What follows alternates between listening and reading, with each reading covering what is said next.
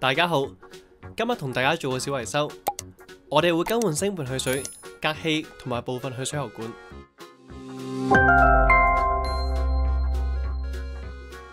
首先，我哋一齊睇下正常去水流程。打開水龍頭之後呢，水就流入星盆去水口，流經隔氣，再流向白色環喉，然後流走。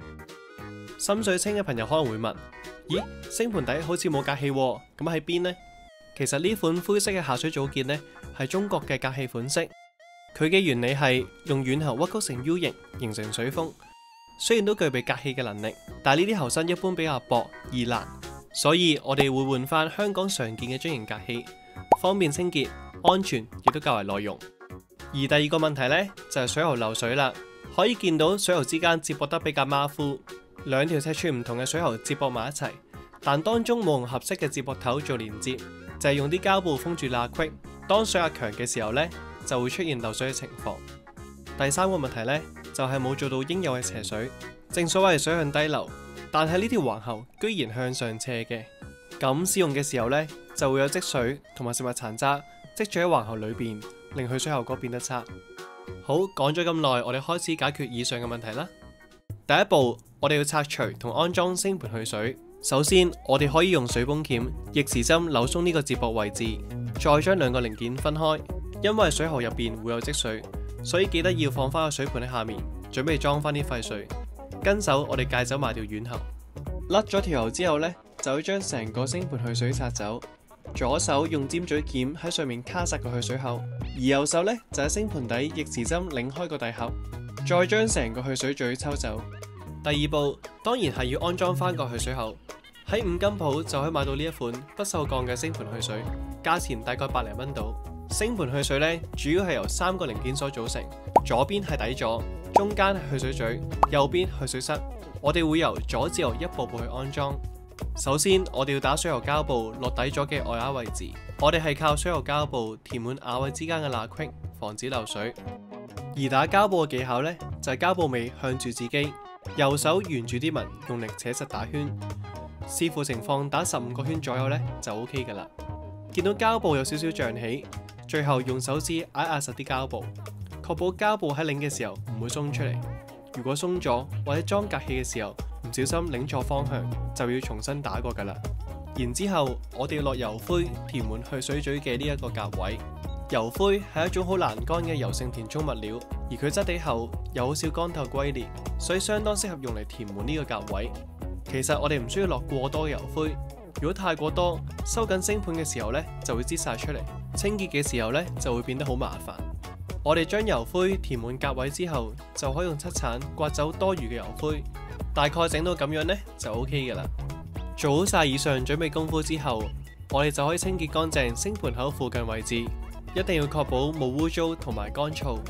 安裝星盆去水嘅第一步呢，就係將支鋼管螺絲放入抹好油灰嘅去水嘴度，再成個放落星盆口。而個底座方面呢，我哋記得要裝翻個膠圈落去，之後就可以順時針扭翻落個鋼管度。入咗瓦之後，我哋就可以將成組星盆去水收緊。如果你知一字批唔夠闊，扭唔到嘅話呢，就可以用尖嘴鉗夾住個1蚊銀去扭實。千祈唔好嘗試喺星盆底直接將底座扭實，一來呢，你唔會扭得實，二來好容易整鬆啲水喉膠布。第二個部分呢，就係安裝隔氣啦。香港星盆底嘅隔氣呢，我哋通常會用呢一款樽型隔氣。佢嘅好處係呢，可以拆開個底盒，方便日後清洗。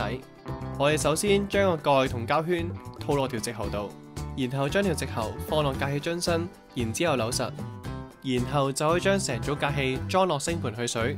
咁我哋手力擰盡呢，用個水泵鉗扭多10度就足夠噶啦。跟手呢，我哋就要處理條去水喉。今次去水有問題嘅主因之一呢，就係條環喉冇做好應有嘅斜水，所以我哋要改短條直喉。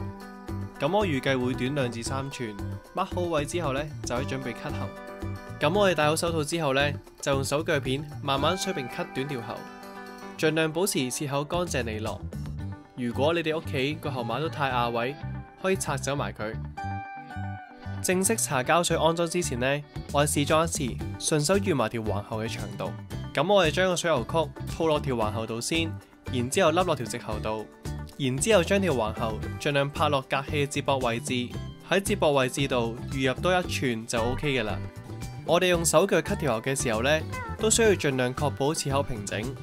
喺我哋正式安裝嘅時候呢，首先用 PVC 膠水黐實橫喉同個硬曲。咁我哋每個接駁位呢，兩邊駁口都要搽膠水，即係橫喉嗰邊又要搽，硬曲嗰邊呢都要搽嘅。然後就可以將個硬曲套落條橫喉度，再壓實15秒。而硬曲嘅另一邊同直喉嘅接駁位置呢，都需要搽好膠水。咁搽好之後就可以套落條直喉度，同樣道理都需要 hold 實15秒。而橫喉嘅另一邊接駁隔氣嘅時候呢，都有少少嘢要注意，就係首先將個蓋同膠圈套入條橫喉度，然後將個膠圈平均壓入接口位，再將個蓋扭實，咁先至可以確保唔流水。好多人會問，咁呢個接駁位置使唔使落膠水黐呢？答案係唔需要嘅。